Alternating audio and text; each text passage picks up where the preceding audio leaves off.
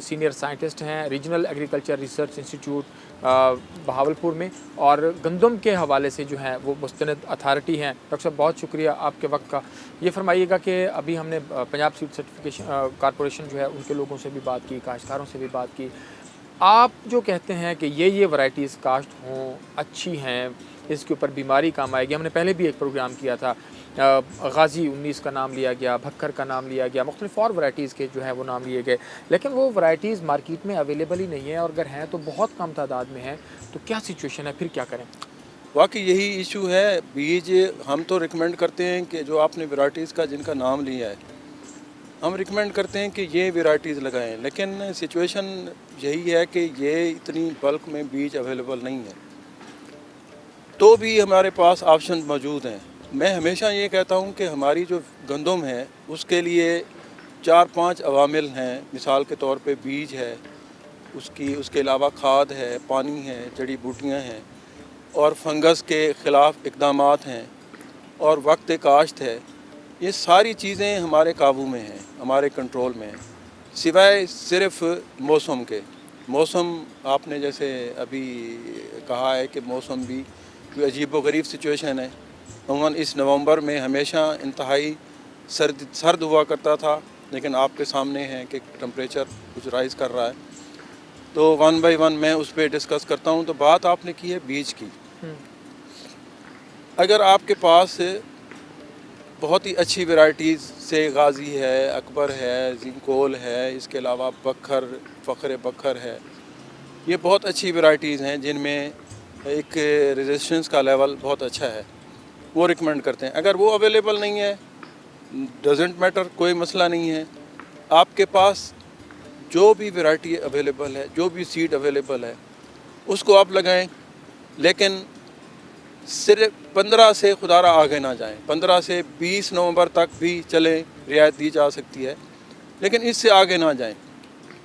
अगर आपके पास बहुत अच्छी जो वैराइटीज़ हैं उनका सीड अवेलेबल है, तो आप 20 से 30 तक भी जा सकते हैं, लेकिन फिर भी आगे आप, मैं कहूँगा कि दिसंबर काश्त पे बिल्कुल ना जाएं। जैसे मैं हमेशा कहता हूँ, आपने यहाँ जो भी आपके पास सीड अवेलेबल है, चाहे वो ससेप्टिबल है, जिस तरह का है, उसको लगा दें, 15 से पहले लगा दें। और दूसरी बात ये करें कि उसमें आपने पोटाश एडिशनल लाजमी डालनी है, क्योंकि पोटाश जो है सही। उससे आपके जो प्लांट्स हैं उनमें डिजीज़ के अगेंस्ट रेजिस्टेंस आएगी, इंसेक्ट्स के अगेंस्ट रेजिस्टेंस आएगी, और एक बहुत अहम एक प्रॉब्लम आती है लॉजिंग, यानी फसल गिर जाती है। एक वक्त ऐसा आता है कि मार्च के आगे पीछे जब हवाएं चलती हैं और हमारे जो फार्मर हैं वो पानी लगा देते हैं और उससे फसल गिर जाती है। एक रीज़न ये भी है, जो तीसरा या चौथा पानी है उसको ना लगाने की एक रीज़न ये भी है कि उस टाइम पे उसकी जो दाना बन रहा होता है उस पर तो इफ़ेक्ट होता है, लेकिन लॉजिंग भी होती है। तो अगर आप पोटाश डालेंगे तो उससे जो आपका सीड का साइज़ है वो भी बेहतरीन होगा, बड़ा होगा, और उसमें एक अरोमे के साथ साथ एक वीट का एक स्पेसिफिक अरोमा होता है, वो भी आएगा, और उसमें न्यूट्रिशियस भी होगा, वो टेस्टी भी होगा अगर आप पोटाश का इस्तेमाल करते हैं। तो आपने एडिशन, आपने जो भी डीएपी डाली है वो भी ठीक है। बेशक नाइट्रोजन को हाफ़ कर दें, क्योंकि एक्स्ट्रा नाइट्रोजन का इस्तेमाल लेट में वो डिजीज़ के बढ़ाने का सबब बनता है, और फसल की जो लाइफ है, टर्मिनेशन लाइफ, वो बढ़ जाती है, और उससे भी हमारे चूँकि डिज़ीज़ को ज़्यादा मौका मिल जाता है और डिज़ीज़ हमारी फसल को डैमेज करती है। आपने अपना जो इरिगेशन है उसको पॉलिनेशन से पहले, जब पॉलिनेशन को आप सादा लफ्ज़ों में कह लें कि जब आपकी फसल गोब के करीब होती है, उससे पहले जो भी आपकी पोटाश है, नाइट्रोजन है, उससे आप बिल्कुल फारिग हो जाएं। उसके बाद आपने मरहला आता है आपकी जो फंगस है, फंगस ने डेफिनेट आना है, क्योंकि अब सिचुएशन ये है कि सीड की अवेलेबिलिटी वो हमारे लिए प्रॉब्लम है। अब हमने वो सीड लगाए हुए हैं जो उनमें जो रेजिस्टेंस लेवल है कम है, ससेप्टिबिलिटी ज़्यादा है। तो अब आपने जो एक चौथा बहुत ही अहम पॉइंट है फंगस का है, जो पीली कुंगी भी जिसको कहते हैं, اس کو رتی بھی کہتے ہیں ہمارے دوست. تو اس کے لیے اس کا چونکہ میں پہلے بھی کئی دفعہ آپ کو کہہ چکا ہوں کہ وہ اس کے اگینسٹ جو ہمارا انسدادی اقدام ہے فنگس کا استعمال ہے وہ پروٹیکٹیو ہے. پروٹیکٹیو مین کہ جیسے میں مثال دیتا ہوں کہ حفاظتی ٹیکہ جات ہوتے ہیں ڈیزیز سے پہلے ہم بیماری سے پہلے ہی ہم جو کرتے ہیں اس کا استعمال لازمی ہے.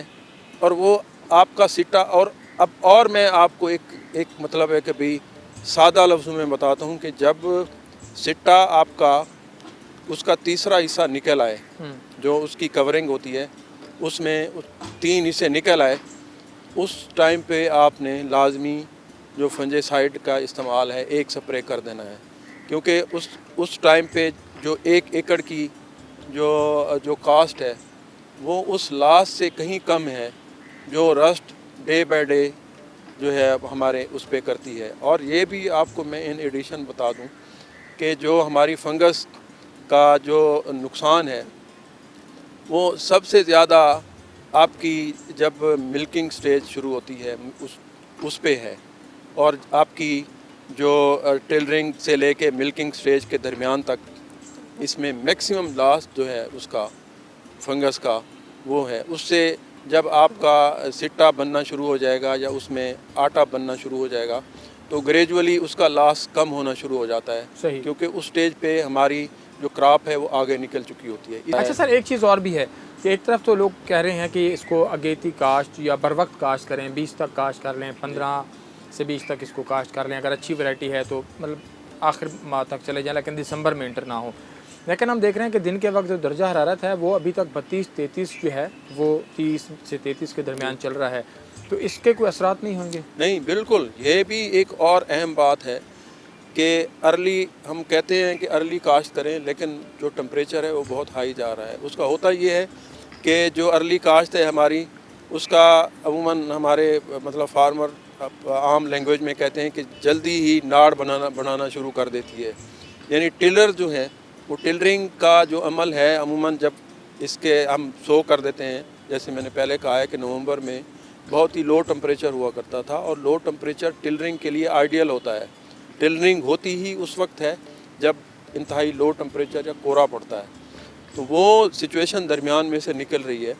تو بالکل یہ بھی ایک فیکٹر ہے ہم فیس کر رہے ہیں کہ جن لوگوں نے ارلی لگایا ہے ماں سوائے ان کے جو دریائی علاقہ ہے کیونکہ اس میں آپ کو پتہ ہے کہ ٹمپریچر تھوڑا سا ڈفرینس ہوتا ہے اس میدانی علاقے سے.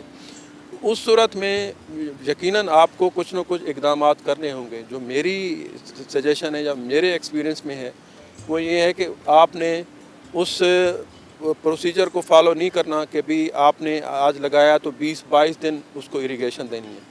تو آپ نے وہ جو اریگیشن ہے اس کا تھوڑا سا کم کر دینا ہے. جو ڈیوریشن ہے اس کو آپ بے شک ہر دوسرے ہفتے اگر آپ دیکھ رہے ہیں کہ کنٹینیوسلی ٹمپریچر رائز کر رہا ہے جیسے آج کل کی سچویشن ہے تو آپ نے اریگیشن کو کوئی ڈیوریشن کو کم کر دینا ہے اور نائٹروجن کو سپلٹ کر دینا ہے. سے کہ آپ نے 1.5 بوری استعمال کرنی ہے تو اس کو آپ نے جیسے میں نے پہلے بھی بتایا کہ نائٹروجن کا استعمال اس کی جو لانگیٹیوٹی ہے فصل کی اس کی جو مطلب اگر 140 دن میں اس نے مکمل ہونا ہے تو وہ 150 یا 160 دنوں میں چلی جاتی ہے اگر نائٹروجن کا زیادہ استعمال ہو. تو یہاں ہم نے اس کو تھوڑا سا ڈیوریشن زیادہ دینی ہے اور نائٹروجن کو آپ سپلٹ کر دیں اس کو ہاف آپ دوسرے ہفتے میں کر لیں پھر نیکسٹ جو 2 ہفتے ہیں اس میں آپ پانی لگا دیں اگر اسی طرح سچویشن رہتی ہے. لیکن اگر ٹمپریچر لو ہو جاتا ہے تو اٹس ویری فائن. وہاں ہماری ٹلرنگ جو ہے وہ شروع ہو جائے گی. آپ نے ناڑ بننے سے روکنا ہے اور وہ اریگیشن اور نائٹروجن کی تھوڑی مقدار دے کے ہم اس پہ بھی کور کر سکتے ہیں. بہت شکریہ ڈاکٹر ارشد خان بلوچ صاحب. جو باتیں بتا رہے تھے وہ انتہائی اہمیت کی حامل ہیں. آپ نے اگر اچھی ورائٹیز ہیں تو بھی آپ جو ہے وہ نومبر سے آگے بالکل نہ جائیں. نومبر کے اندر اپنی کاشت مکمل کر لیں. اگر آپ کے پاس اپرووڈ ورائٹی جو انہوں نے نام لیا فخر بکر ہے غازی 19 ہے اکبر ہے اس طرح کی جو ایک دو ورائٹیز ہیں تو وہ اگر آپ کے پاس ہیں تو ٹھیک ہے آپ نومبر میں کر سکتے ہیں. اگر نہیں ہے تو پھر آپ کوشش کریں 15 سے 20 کے درمیان اپنی کاشت مکمل کریں اور جو چیزیں انہوں نے بتائی ہیں اس کے اوپر عمل کریں تاکہ چیزیں جو ہیں وہ آپ کی پیداوار جو ہے وہ خاص طور پر بہتر ہو سکے. پروگرام کا وقت اپنے اختتام کو پہنچا. اپنے میزبان عطا اللہ شاری کو اجازت دیجیے.